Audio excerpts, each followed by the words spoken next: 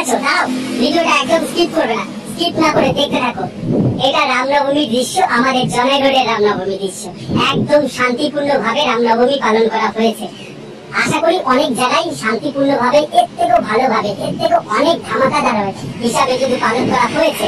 সেটা আমরা দেখেছি, আবার অনেক জায়গায় খারাপ হয়েছে, সেটাও দেখা গেছে। তো তোমাদের ওখানে কেমন রামনবমী কাটালে সেটা কিন্তু অবশ্যই কমেন্টে জানিও। এই রামজি পুজো বাংলায় কিন্তু আগে এরকম ভাবে হতো না। সত্যি সত্যি কিন্তু এরকম ভাবে হতো না। এত আনন্দ আর এত বড় অনুষ্ঠান করে কিন্তু আগে রামনবমী পালন করা হতো না। সেটা শুধুমাত্র সম্ভব হয়েছে একমাত্র মোদিজির জন্য। মোদিজি কিন্তু একজন ধার্মিক মানুষ, কিন্তু তিনি ধর্ম প্রচারের জন্য কিন্তু কিছুই করেননি। তিনি আসলে রামের একটা জয়ধ্বনি দিয়েছিলেন। এক মিছিলে রামের জয়ধ্বনি দেওয়াতে সেই রামের জয়ধ্বনি নিয়ে এখন টোটাল ইন্ডিয়া, সেটা তোমরা আশা করি সকলেই জানো, ভালোভাবেই জানো, টোটাল ইন্ডিয়া ছাপিয়ে গেছে।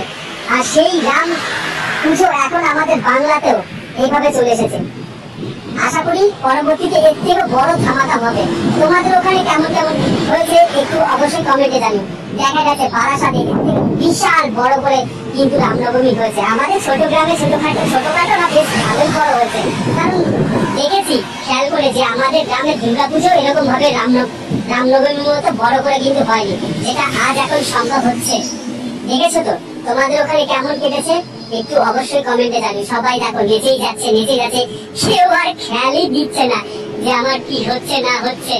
দেখো সবাই নেচে যাচ্ছে। তোমাদের ওখানে কেমন রামনবমী কাটলো সেটা অবশ্যই কমেন্টে জানিও।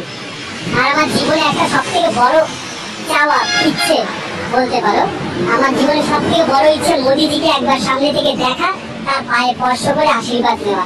এটা হলেই আমার জীবন একদম সার্থক। আমার মতো কে কে আছে যে মোদিজিকে ভীষণ ভালোবাসো? আমি কিন্তু বাস মোদিজিকে ভীষণ ভালোবাসি, তাই আর বলতে ভয় পাই না। ভয় পেয়ে কি হবে? কাকে ভয় করব? ভয়কে জয় করতেই হবে। সেই জন্য আজকে আমি বলতে পারলাম যে মোদিজিকে আমি ভীষণ ভালোবাসি আর ভীষণ সাপোর্ট করি। আগামী দিনে এর থেকে বড় যেন রামনবমী আমাদের এই বাংলায় তথা টোটাল ইন্ডিয়াতে হয়। রামনবমীর মধ্যে একটা আলাদাই জোশ বস, এটা কিন্তু মানতে হবে। সেটা দেখিয়ে দিল এই 2025-এ রামনবমী, দেখিয়ে দিল যে একটা আলাদাই জোশ আছে। এটাও বাঙালির একটা আনুষ্ঠানিক দিন হয়ে দাঁড়াবে।